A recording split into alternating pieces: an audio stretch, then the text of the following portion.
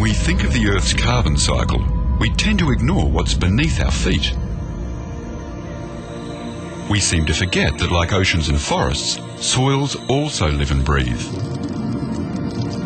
The top few centimetres of soil are the basis of all life on dry land. Soils contain more carbon than all vegetation and the atmosphere combined. People have got this total dissociation with their mother, the soil.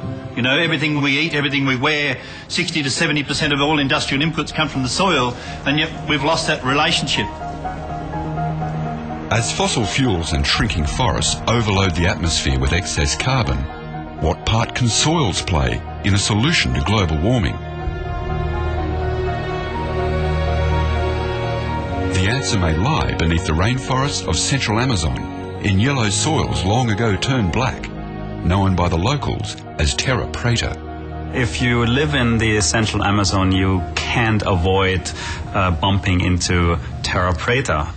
These are anthropogenic soils, man-made soils from way back before the Europeans arrived in the Amazon. Johannes Lehmann studies how Terra Preta can store twice as much carbon as other soils, even after thousands of years. The evidence is there, and that's what drives us. Along with bits of pottery, the ancient soil is mixed with charcoal. What makes the charcoal different from your barbecue is that it comes from wood burned in ovens without much oxygen, a process known as pyrolysis. So this char organic matter in this Terra Preta is much more efficient in doing what we want all soils to do, to retain nutrients for plants, to reduce the CO2 that goes out of the soil, to enhance soil productivity and store more carbon. This old idea has motivated scientists to develop a new technology, which they call agrichar. Could this be the new black gold that makes energy, improves agriculture, and saves us from climate change?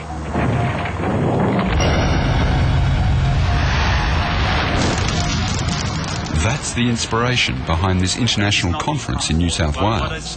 Mild-mannered soil scientists are politely plotting a global revolution. One of the most important things we need to do when we actually start to build this initiative into a world movement, as it were, is to actually relate it directly back to individuals.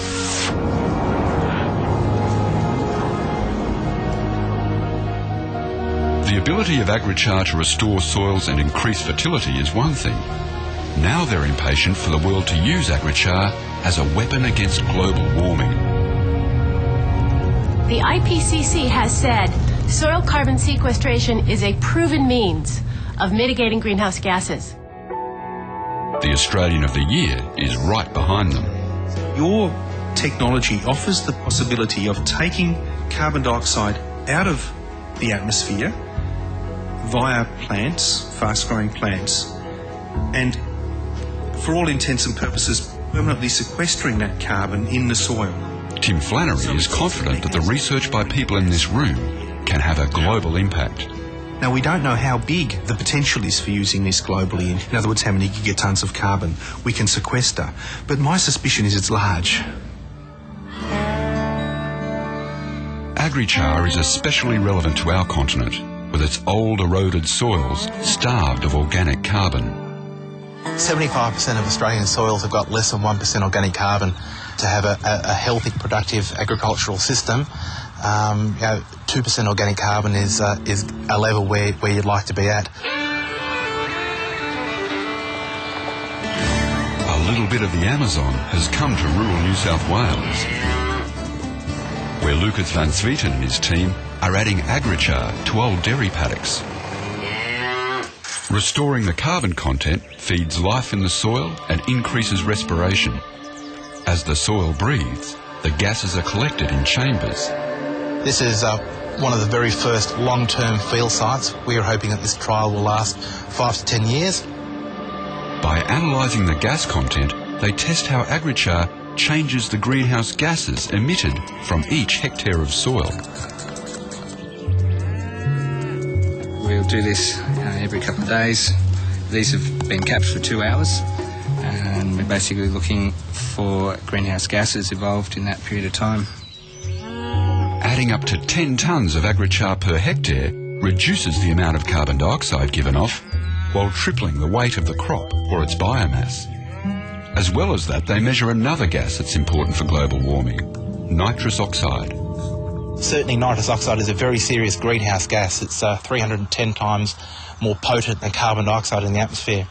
Yeah. One of the things that really was quite surprising, and we did not expect this result, was that the emissions of nitrous oxide from soil were significantly reduced. By adding char, we've shown that we can reduce nitrous oxide emission 5-fold. Now, the secrets of this ancient soil from the Amazon are being tried out in Australia. This avocado plantation is the first real farm where the benefits of char are being scientifically tested. For the last 10 years, Bonnie Walker has been bringing her soil back to life. We have about 1,100 avocado trees on this farm. How important is the soil health to you? It's everything. So we've had to work hard on soil biology.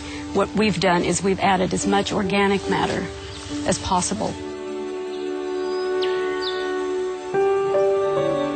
Today, Lucas takes his research to Bonnie's farm. It's the first time we're working with the privately owned farm to trial the char. Yep. We want to see an improvement in soil pH. We expect maybe improvements in soil structure, water holding capacity. The structure of the agrichar is very porous, I understand. So this is going to create a lot of surface area for nutrients to hold on to.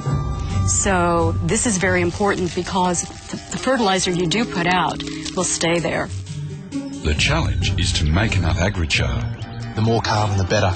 And I don't think we can produce enough char in the country to improve all of our soils. Which brings the conference here to a guided tour of the Best Energy's pyrolysis plant north of Sydney. We're the oldest renewable energy company in Australia. We've been working here on renewable energy projects for 25 years. But it's... Adriana Downey shows off the agricultural benefits of char with a demonstration corn crop. This one at the end here is just corn plants straight in the soil, so we didn't make any amendments or additions to the soil. This one next to it, 3A here, we have 50 tonnes per hectare of chicken manure char in the soil. So that's the differences we're seeing there. Char, no char. But the main attraction here is the pyrolysis plant. It cooks biomass without oxygen to make a renewable fuel called syngas, a flammable mixture of carbon monoxide and hydrogen. The black waste left behind is exactly what the soil scientists want to use as agrichar. One person's trash is another person's treasure. Today they're using ordinary garden waste. It feeds in through a conveyor into the main dryer, which is a rotary dryer. You can see it there spinning around. The kiln is heated to 550 degrees by burning the syngas. So it's actually our own energy that we're producing in the plant that we are firing it on. The win-win is that half of the carbon in the biomass makes the syngas fuel, while the other half stays in the char. The amount of agrichar trickling out the end of this pilot plant won't change the world, but making it on an industrial scale certainly could. What we put in provides enough energy to run the process, as well as then export energy for other people to use for their processes. And because the energy comes from plants that absorb carbon dioxide as they grow, it should be carbon neutral. From all of the technologies that are available, this is really quite a unique one. It's the carbon pump concept of taking carbon dioxide out of the atmosphere and putting it long-term into a sink. That's what makes this energy so different. Better than low carbon or zero carbon, it's actually carbon negative. The conference may be over, but these agrichar revolutionaries will keep spreading their message around the globe. Johannes has a vision of growing energy crops to power agrichar factories. In my view, it has to play a significant role to secure our future. It does seem too good to be true, but I've looked at it from every angle, and I failed to see the fault in the system. In Australia, Tim intends to use his influence to help make agrichar competitive. The key barrier with this technology, it seems to me, has been that people have refused to put a price on carbon. So they've refused to put a price on the pollution that's now dramatically altering our planet, and therefore they haven't seen the true value in this new technology. For Lucas, it does more than store carbon and improve productivity.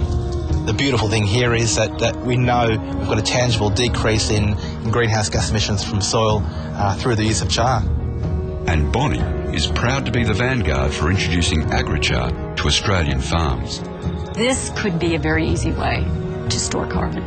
You might end up farming carbon as well as avocados. Well, we could. It's very exciting.